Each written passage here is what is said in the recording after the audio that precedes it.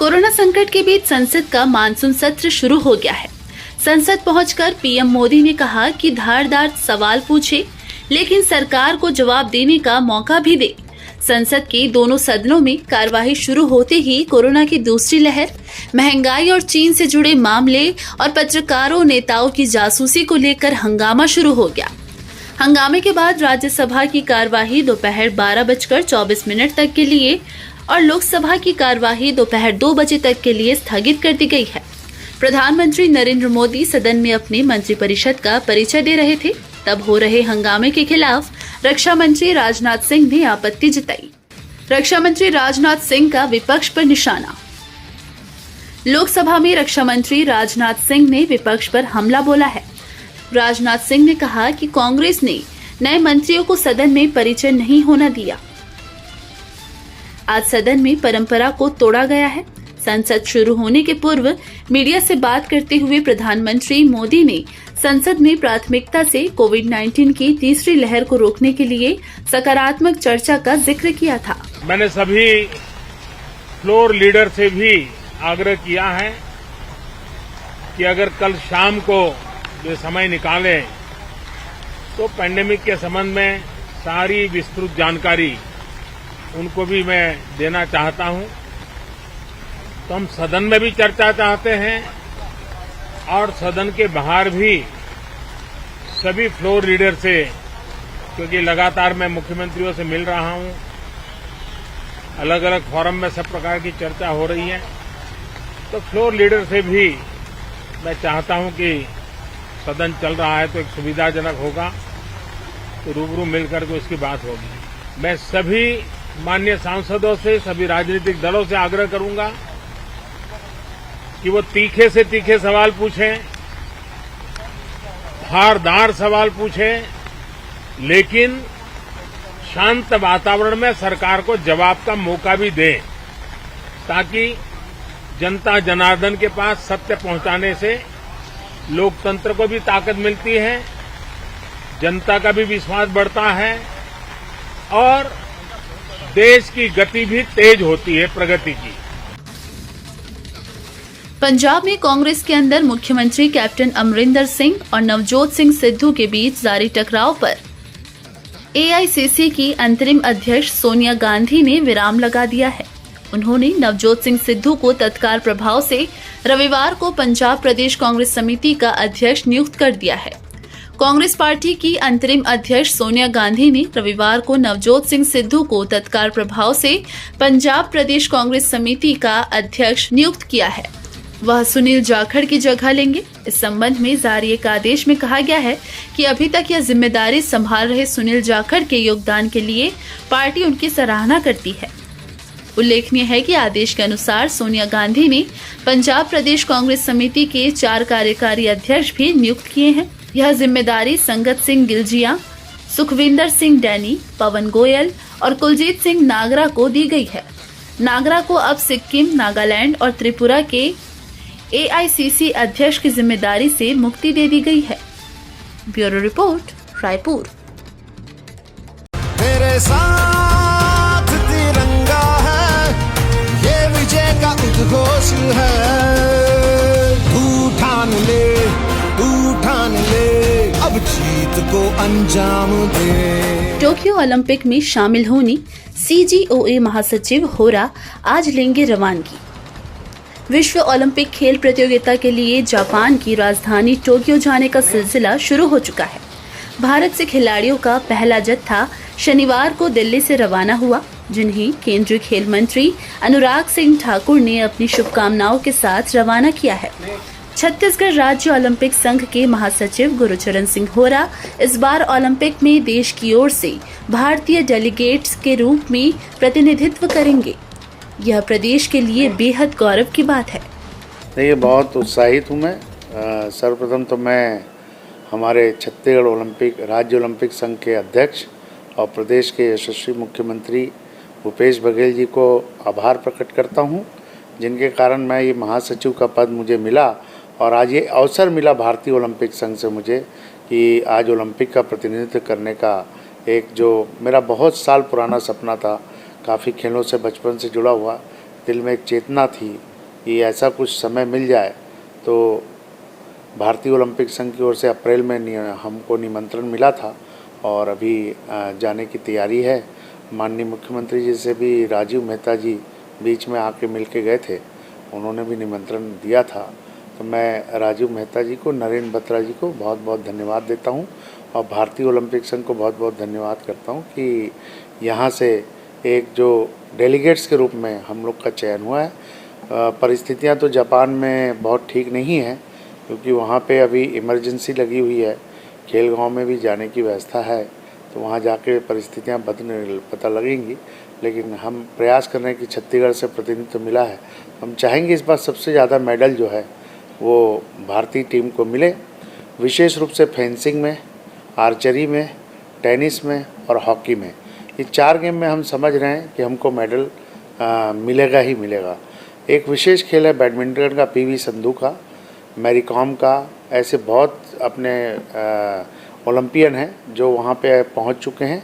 कल की फ़्लाइट से वो लोग जा चुके हैं और हम लोग का डेलीगेट्स का अब लगातार जाना लगा रहेगा। मैं कल दिल्ली प्रवास पे जा रहा हूँ, उसके बाद आगे की जो परिस्थितियाँ रहेंगी। Bureau report, Raipur. मुख्यमंत्री भूपेश बघेल आज अपने निवास कार्यालय से स्वतंत्रता संग्राम सेनानी एवं छत्तीसगढ़ राज्य निर्माण के प्रथम स्वप्न दृष्टा डॉक्टर खूबचंद बघेल की जयंती समारोह में वर्चुअल माध्यम से शामिल हुए। कार्यक्रम का आयोजन पुरातत्व एवं संस्कृति विभाग ने महंत घासीदास स्मारक संग्रहालय के सभागार में किया है। इस अवसर पर संस्कृति मंत्री अमरजीत भगत आयोजन स्थल से वर्चुअल माध्यम से तथा छत्तीसगढ़ पाठ्य पुस्तक निगम के अध्यक्ष शैलेश नितिन त्रिवेदी, अपर मुख्य सचिव सुब्रत साहू, संस्कृति विभाग के सचिव अमलगन पी, मुख्यमंत्री के सचिव सिद्धार्थ कोमल सिंह परदेशी एवं डॉक्टर खूबचंद बघेल के परिवारजन तथा स्वतंत्रता संग्राम सेनानियों के उत्तराधिकारीगण मुख्यमंत्री निवास में उपस्थित थे। डॉक्टर बघेल को जब हम याद करते हैं तो बहुत सारी स्मृतियां हम सबके जहन में सामने आता है। कैसे रायपुर से और अभी नए जो वर्तमान विधानसभा है उस भवन के थोड़ी ही दूर में पथरी गांव से निकलकर सिलियारी कुरुद रेलवे स्टेशन से चलकर रायपुर, नागपुर और दिल्ली तक का उनका सफ़र, उसकी यात्रा में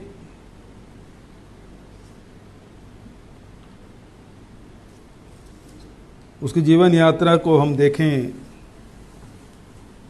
तो एक लंबा संघर्ष दिखाई पड़ता है।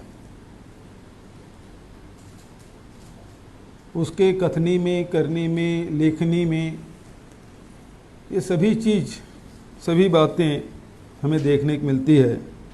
खासकर वंचितों के, आदिवासियों के, किसानों के, मजदूरों के, छत्तीसगढ़ के दुर्दशा पर लगातार उनकी लेखनी चली, उनके भाषण, उसके जितने भी आप साहित्य संग्रह देखेंगे तो उसमें छत्तीसगढ़ की बात आती है। एक किसान घर में जन्म लेकर नागपुर में मेडिकल कॉलेज की पढ़ाई को छोड़कर महात्मा गांधी से प्रेरित होकर आज़ादी की लड़ाई में वो कूद पड़े और छत्तीसगढ़ में एकमात्र परिवार है जिसमें, छत्तीसगढ़ में बहुत सारे स्वतंत्रता संग्राम सेनानी हुए, लेकिन डॉक्टर खूबचंद बघेल का ही परिवार है जिसमें उसकी पत्नी भी जेल गई, उसकी माँ भी जेल गई। मैं समझता हूँ कि ऐसे परिवार छत्तीसगढ़ में दूसरा शायद ही कोई हो।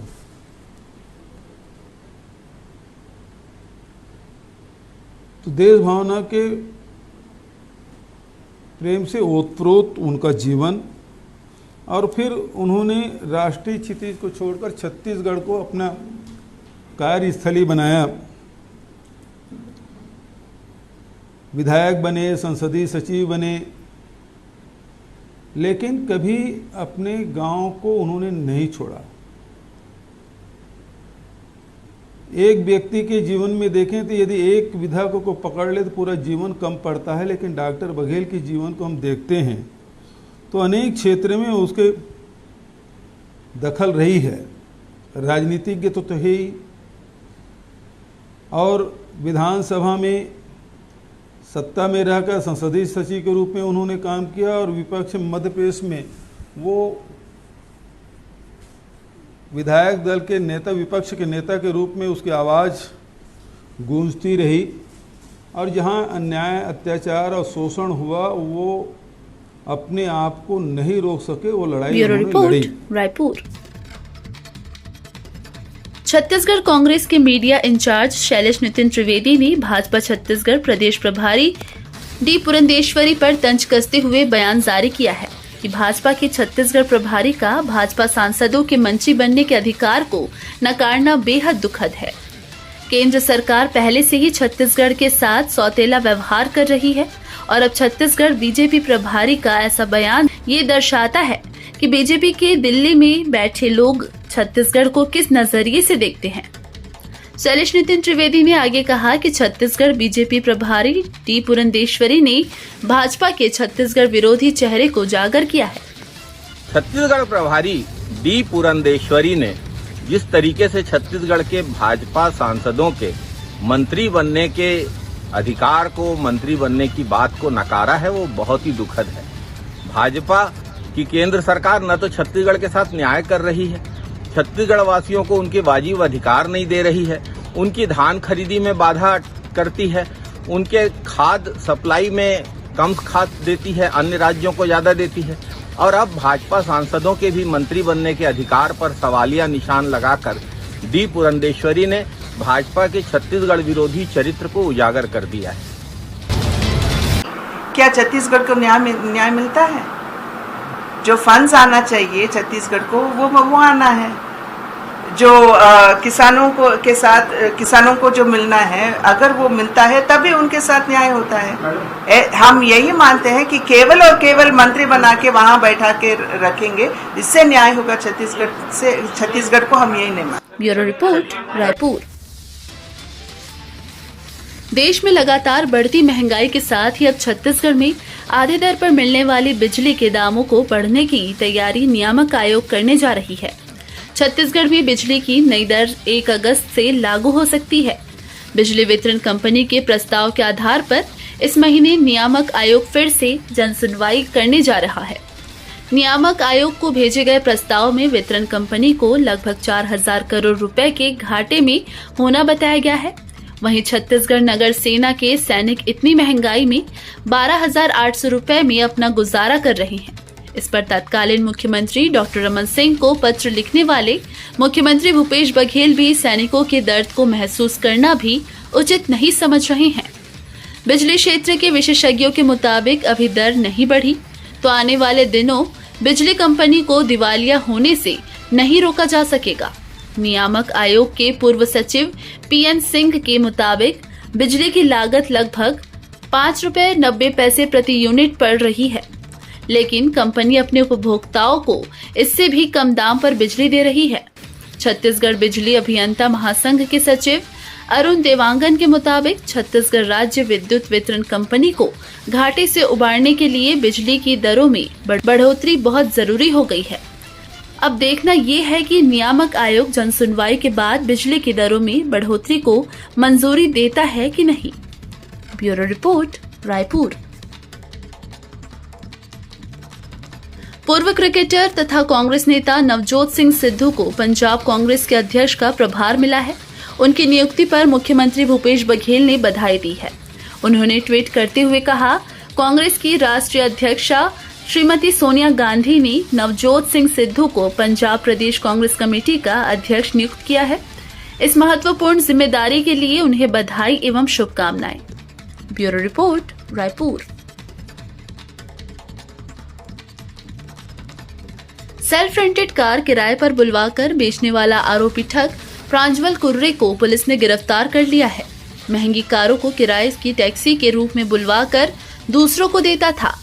बेचने के बाद मिले पैसों से करता था विदेश यात्रा। महंगी कार की बनवा लेता था 3 चाबियां। 2 ग्राहकों को देने के बाद तीसरी से ही बची कार को तलाश कर चोरी कर हो जाता था फरार। पिछले दिनों सरायपाली में गांजा ले जाते हुए पकड़ाई कार भी आरोपी के ही द्वारा बेची गई थी। सिविल लाइन थाना पुलिस ने चोरी और धोखाधड़ी का मामला दर्ज कर आरोपी को गिरफ्तार कर लिया है। Bureau report, Raipur. कोरिया जिले के मनेंद्रगढ़ पुलिस को एक बार फिर अवैध शराब पकड़ने में सफलता मिली है। पुलिस ने छापामार कार्रवाई करते हुए अवैध शराब सहित आरोपी सेल्समैन को धर दबोचा है।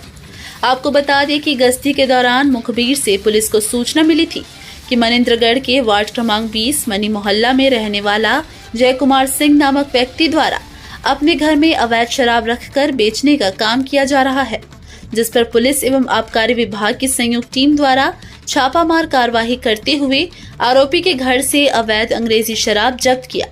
सबसे चौंकाने वाली बात यह है कि पकड़ा गया आरोपी सरकारी शराब दुकान का सेल्समैन है।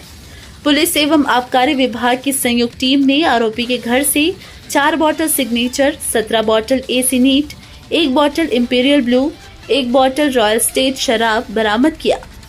पकड़े गए अंग्रेजी शराब की कीमत 7,546 रुपए बताई जा रही है। फिलहाल पुलिस ने आरोपी से शराब जब्त कर अपने कब्जे में ले लिया है। वहीं आरोपी के खिलाफ आबकारी एक्ट के तहत कार्रवाई करते हुए न्यायिक रिमांड पर भेज दिया गया है। Bureau report, Raipur. देश के कई अलग अलग राज्यों में कांग्रेस पार्टी के विस्तार के काम चल रहे हैं। ऐसे में छत्तीसगढ़ की राजधानी रायपुर पहुंचे यूथ कांग्रेस के राष्ट्रीय मीडिया अध्यक्ष ने जानकारी दी है कि छत्तीसगढ़ में मीडिया विभाग में बड़े पैमाने पर भर्ती की जाने वाली है, क्योंकि 2.5 साल का वक्त सरकार का बीत चुका है। ऐसे में अब बच्चे में 2.5 सालों में बड़े व्यापक पैमाने पर कांग्रेस सरकार पूरे प्रदेश भर में अपने योजनाओं के साथ साथ केंद्र सरकार को घेरने की रणनीति बना करके सोशल मीडिया से लेकर के अन्य मीडिया के प्लेटफॉर्म पर सक्रिय होने की कवायद में लगी हुई है। ऐसे में रायपुर पहुंचे यूथ कांग्रेस के मीडिया विभाग के राष्ट्रीय अध्यक्ष ने बताया कि गूगल फॉर्म उपलब्ध कराया गया था। पूरे प्रदेश भर के युवाओं को जो मीडिया विभाग में सक्रिय भूमिका निभाना चाहते हैं, यूथ कांग्रेस के मीडिया विभाग से जुड़कर जो भी होगा, सरकार की योजनाओं को मीडिया की अलग अलग प्लेटफॉर्म से कनेक्ट करके आम जनता तक पहुंचाने का काम करने के लिए एक जोक है। उनका इंटरव्यू लिया जाएगा और उनको अपने साथ शामिल किया जाएगा। यही योजना है जो यहाँ पर हम अपने संगठन को बढ़ाने की कवायद में लगे हुए हैं और इसलिए राष्ट्रीय अध्यक्ष का छत्तीसगढ़ दौरा हुआ था। Bureau report, Raipur. में संगठनात्मक विस्तार के लिए जो है आज जिन लोगों ने अलग अलग माध्यम से फॉर्म्स भरे थे, उन लोगों को हमने एक गूगल फॉर्म के माध्यम से और अलग अलग एप्लीकेशंस के माध्यम से, हमारे संगठन के पदाधिकारियों के माध्यम से प्रदेश भर के युवाओं से मीडिया विभाग काम में जो काम करने के इच्छुक हैं, उनसे हमने आवेदन मांगे थे। तो आज बहुत सारे नौजवान आए हैं।